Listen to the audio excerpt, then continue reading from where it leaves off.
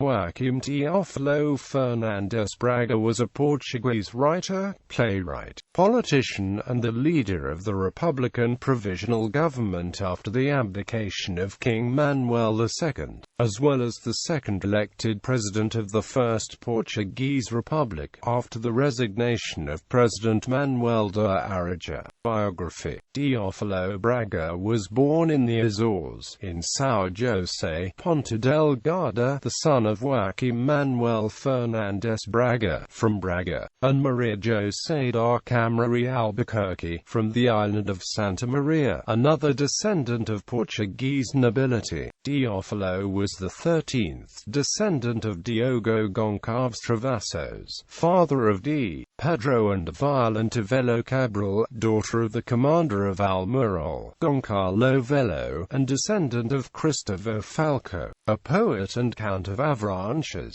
His mother had 7 children, of which 3 died during infancy, the others being Luis, João Fernandes and Maria José. Teófilo's father became a widower when Teófilo was only 3 years old. Originally, his father was an artillery lieutenant and commander in Mosteiros and quit the army after the concession of Ivramonte, and without means, he established a nautical school and mathematics in Ponta Delgada, eventually finding a job at the local secondary school in Ponta Delgada. 2 years later, the older Braga wed a woman with a decidedly bad attitude to the young boy, fathering 2 daughters with Ricardo. The child took refuge in literature, and specifically in the public library in Ponta Delgada or at the home of the Viscount of Praia, where his father was a private tutor to the Viscount's daughters. It was in the Ribeira Grande newspaper A Estrela Oriental, edited by former pharmacist Francisco Maria Supico, that his first naive poem A Canção de Guerreiro, in a patriotic tone, dedicated to his brother João Fernandes Braga, was published. He followed these with O Meteora and O Santelmo. At the age of 15 in 1859, in an edition paid for by the Viscount of Praia,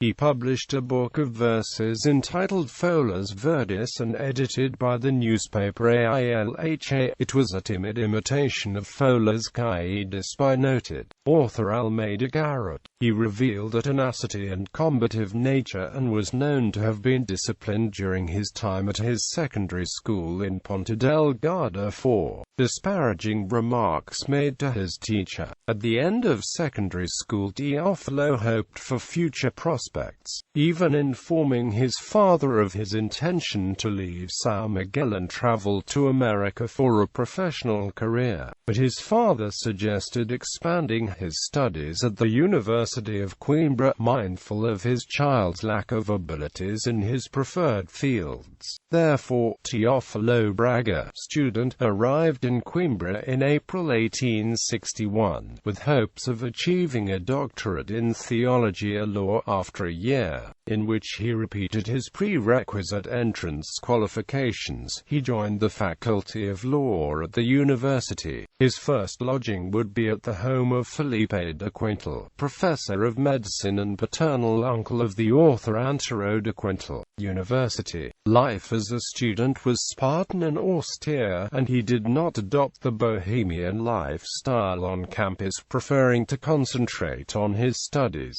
A contemporary, the writer Ramalho Ortigão, had this to say of the young Teófilo: simple, sober, hard, with habits of austerity bordering on Spartan. He knows how to reduce his requirements as he lacks resources, living in his isolation like Robinson on his island. Teófilo Braga has a unique passion, a passion of a prelate of science. He does not publish a volume per week because there is no machine in Portugal that can accompany the rapidness of his pen. He writes with grace, disinterested, in the satisfaction of his supreme pleasure of spilling ideas. This incredible force and at the same time his unique weakness. I've never met another At his most acerbic nature, he has a passion of his ideas. In the 19th century, with his systematic activity and with his impatience guided by the profoundly pacifist philosophy of Augusto Comte, Teófilo Braga is the most perfect archetype of the uncredited worker and useful citizen.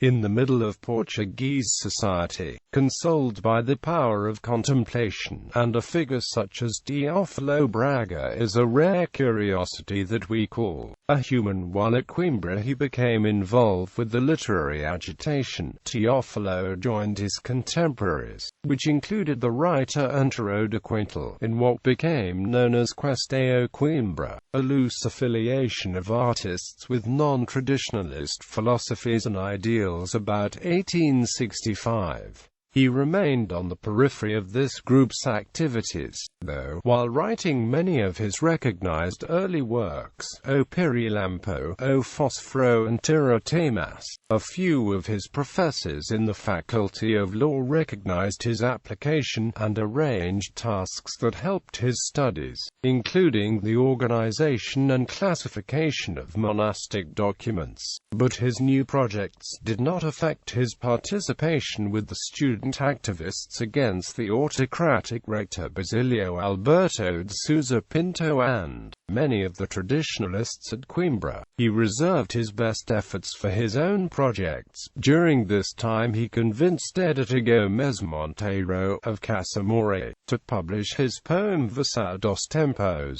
It was a work that borrowed directly for its base the themes from Victor Hugo's La Légende des Siècles, and captured in verse all the essential classicism of Judaism and Christianity.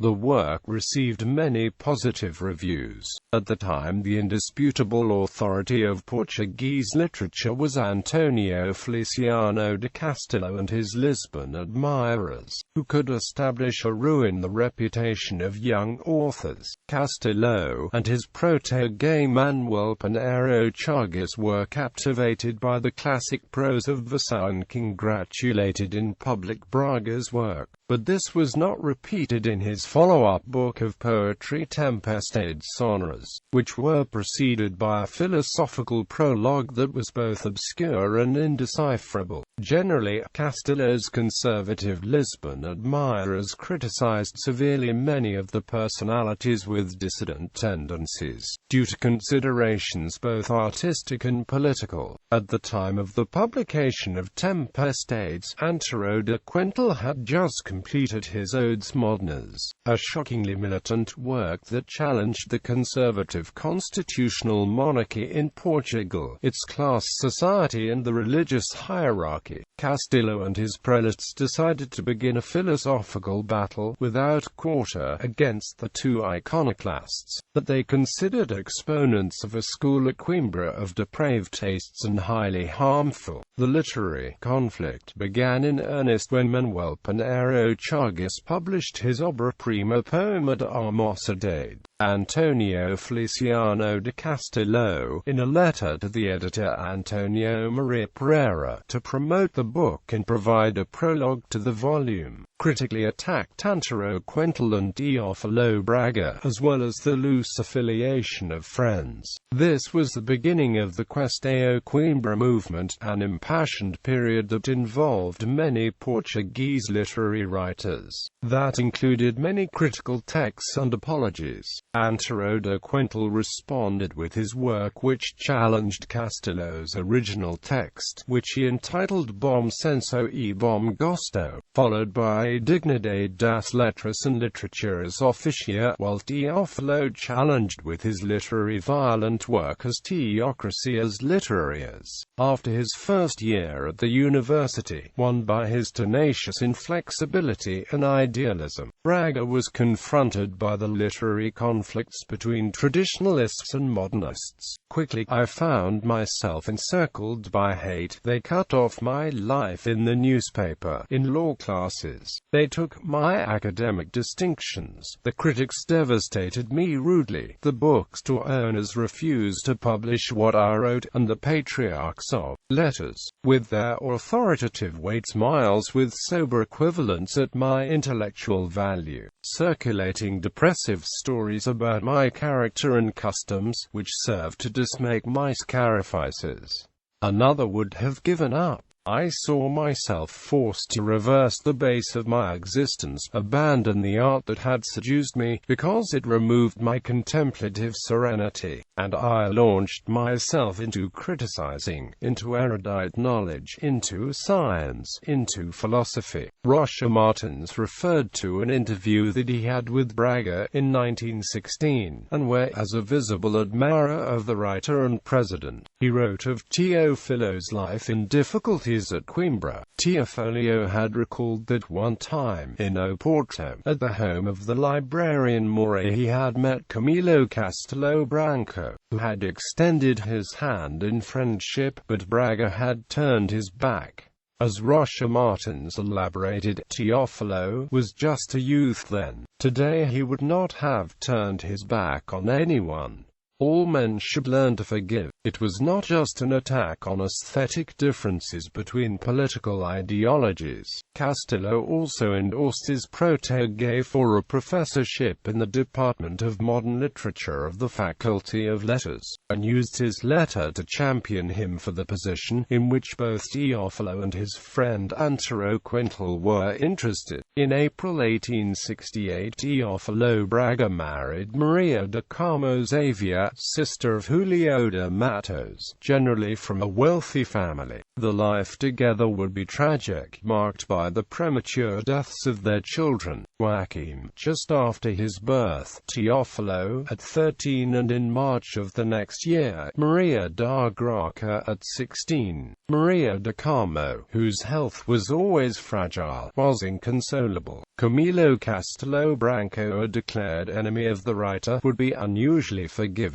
When Teófilo's children died within a brief period of one another, at the time, Camilo would write the Sonete Mayor Humana. His political affiliations made it difficult to obtain a professorship at the Academia Politécnica de Porto, as well as the Faculty of Law in Coimbra. Teófilo Braga had to wait a year, in 1872, in order to succeed in his application to a position as a full professor in modern literature. In a memorable public competition, he was the superior choice of the presiding judge of the committee, rather than his rival Manuel Pinheiro Chagas and Luciano Cordeiro, who were endorsed by semi-official patrons. Positivism and published works. Teófilo aspired to be a systematic thinker, a theorist based on evidence which permitted an intrepid and dogmatic interpretation of man, world and life. It was therefore no surprise that he accepted the tenets of positivism. This positivist spirit would guide him between 1872 and 1877. Under the influence of Joaquim Duarte Moreira de Souza, a professor of mathematics in Castelo Branco, with whom he regularly had conversations,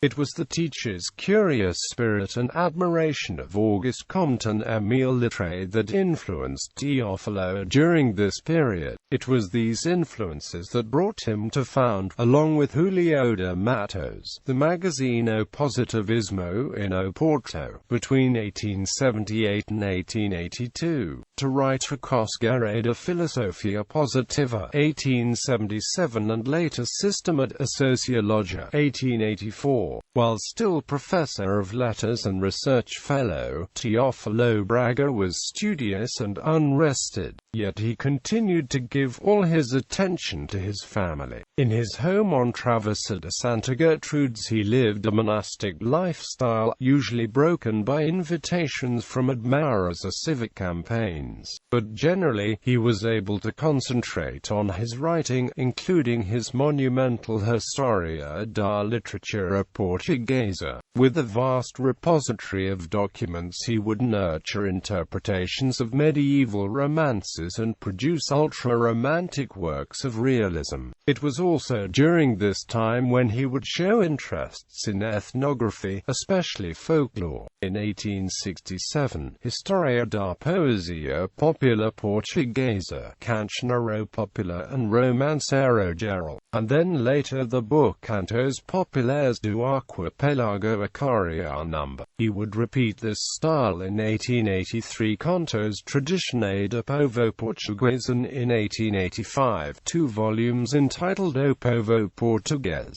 about costumes and traditions, but his studies were generally criticized during the period. On some occasions he was considered a plagiarist. Braga read profusely and was not too careful while editing his analyses, omitting citations and mentioning unreferenced ideas of the theories of others. The medic and politician Ricardo Jorge didn't disguise his exasperation in his book Contra um Plagio de Professor Teófilo Braga in 1917. Teófilo Braga, the venerated image of a diverse writer.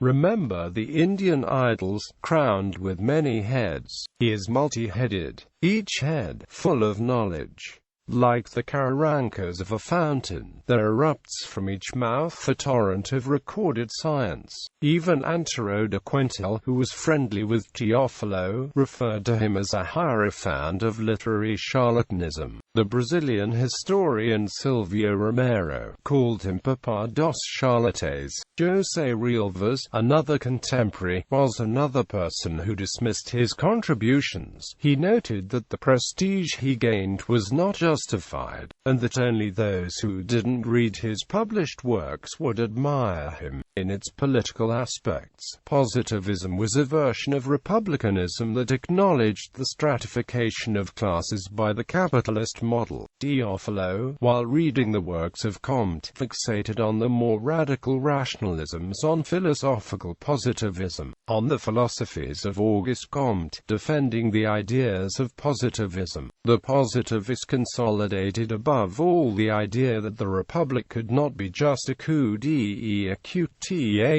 and that maybe we should dispense with revolutionary intentions. The Republicans believed that to create a republic required a liberation of individuals of their older ideas. Without a doubt, it was spiritual subjugation. In Portugal of the time, about 50,000 individuals had declared themselves as non-Catholics. For Republicans, they believed that the population was captive to a Roman Catholic Church that had condemned liberalism and all modern ideas. For the historian Antonio Reis, Teófilo Braga's doctrinaire style was important in consolidating the Republican cause. His visceral Jacobinismo allowed him to synthesize the theses of Republican Federalists, the themes of administrative decentralization, imperial mandates and limits which would allow the management of the Portuguese Republican model of public education, on the combat of clerical ultramontanism, national sovereignty, and development of democratic ideals that would include universal suffrage. All these ideas would be elaborated in the newspapers A Vanguarda, O Seculo and A Rebate. The militancy of these works would serve as guides for many Republicans of his time. Between 1879 and 1881 he would write many of his more political ideas, including Solicos Positivas da Política Portuguesa, 1879, Historia das Ideias Republicanas em Portugal, 1880, and De Solicado Sistema Monárquico Representativo, 1881. These propaganda pieces did not mean an end to his other works. In addition to participating in numerous comedies, festivals, clubs and Republican associations, he was one of the personalities, in partnership with Ramalho Ortigão, to coordinate the festivities to mark the third centenary of the death of Luís Vaz de Camões, the epic Portuguese writer. He would later become a partner in the Academia Real das Ciências, Lisbon, and the Academia Real de Historia, Madrid. where he would be honored in subsequent years. Politics. Braga became active in Portuguese politics in 1878, when he campaigned for deputy as an independent federalist Republican. Over the years, he had many jobs in the Portuguese Republican Party. He participated in the political barricades during the revolt in Oporto, added to the list of members of the Republican Party, and worked in partnership with Francisco Home Cristo. The membership of the Republican Party in Lisbon never anticipated the success of the Republican revolt in the north. Teófilo and Home Cristo attempted to win the sympathy of the army, but were largely unsuccessful, due partly to the romantic militaristic ideals of many of the soldiers. After the failure of the conspiracy, with many of those retreating sent to a military tribunal in Lixos, the two criticized Lisbon Republicans for the lack of assistance for the rebels in Oporto. Teófilo occupied himself with arguing with the objectors and taking on an important role in the propaganda of the Republican Party. By 1896 he was a member of the Grupo Republicano de Estudos Sociais. The political situation in Portugal had degraded after the 1890 British ultimatum. Further, between the 19th century and 20th century, the system of power that rotated between the parties was slowly dismantled. The divisions introduced by João Franco and José Maria de Alpoim resulted in the creation of splinter groups in addition to the two historical constitutional parties, which would alter the rules of political coexistence. A dictatorship created by João Franco after May 1907 was an episode of cumulative crises provoked by Hintas Ribeiro, leader of the Partido Regenerador, and José Luciano de Castro, responsible for the Partido Progressista. Teófilo Braga accompanied many of these events, as well as the Franco dictatorship, the regicide and enthronement of King Manuel II, of which the journalist João Chagas wrote, When by now it was not needed, the Republican cause had grown in importance, helped by the Republican Party, Freemasons, the Carpintaria Portuguesa, and by numerous groups of doctrinarian idealists influenced by the cause. On the 1st of January 1910, he became an effective member of the political directorate of the party, joining Basilio Teles, Eusebio Leo, José Cupertino Ribeiro, and José Realves. On 28 August 1910, he was elected deputy for Lisbon. The revolution began on the morning of 4 October 1910 and lasted until the next day. Teófilo Braga was acclaimed President of Provisional Government of the Portuguese Republic. But the old Republican Party would not survive the creation of the Republic. Factions quickly developed between groups within the party to form new organizations. Afonso Costa's faction would form the Partido Democrático. Antonio José de Almeida founded the Partido Evolucionista, and Brito Camacho created the União Republicana. The first conflict involved the Electoral Act. Afonso Costa's Democrats wanted Bernardino Machado to be the first president of the Republic, but Antonio José de Almeida and Manuel de Brito Camacho factions were able to elect Manuel de Arriaga for the title. Teófilo Braga, who was always more closely affiliated with the membership of the Democrats, and owing to small problems with Arriaga, endorsed Bernardino Machado. He would return to government in May 1915. He became the president of the Republic after the abrupt resignation of Manuel de Arriaga. Arriaga had supported Pimenta de Castro to run the government, and the general had established a dictatorship, which was eventually defeated. In disgrace, the pacifist first president vacated the job, and the assembly elected Braga to the position.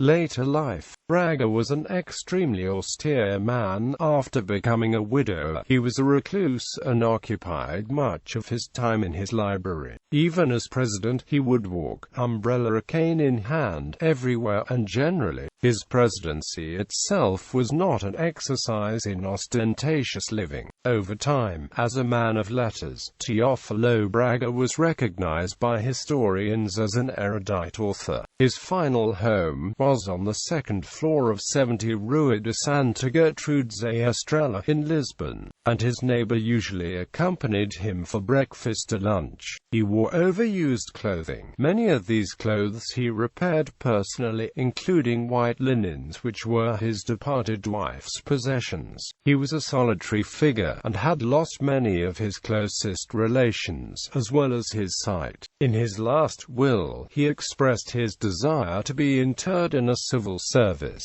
without ceremony. He died at 81 years of age, on the 28th of January 1924, and was buried in the Jerónimos Monastery in Belém, Lisbon. Published works. As for his literary career, one can find books by Braga concerning the history of literature, on ethnography, poetry, fiction, and philosophy. Braga's body of published work is also connected to historical investigation, while balancing philosophy, linguistics and culture. He wrote História da Poesia Popular Portuguesa, História da Teatro Português, and História das Ideias Republicanas em Portugal. One of his most contentious, from a scientific point of view, was História do Romantismo em Portugal, in 1880. Although his four-volume História da Universidade de Coimbra is still considered important. Poetry Versar dos Tempos, Tempestades Sonoras, Torrents, Miragens Seculares, Poesia de Direito, Fiction, Contos Fantásticos, Viriato, Essays as Teorias Literárias, Relance sobre o estado actual da literatura portuguesa, História da Poesia Moderna em Portugal, História da Literatura Portuguesa, História da Teatro Português, 4 volumes. Teoria da História da Literatura Portuguesa, Manual da História da Literatura Portuguesa, Bacage sua vida e época, Parnaso Português Moderno, Tracosguerra da Filosofia Positiva, História do Romantismo em Portugal, Sistema de Sociologia, Camões e o Sentimento Nacional, História da Universidade de Coimbra, 4 volumes. História da Literatura Portuguesa, 4 volumes. Anthologies and research anthologies. Cancioneiro Popular. Contos Tradicionais do Povo Português.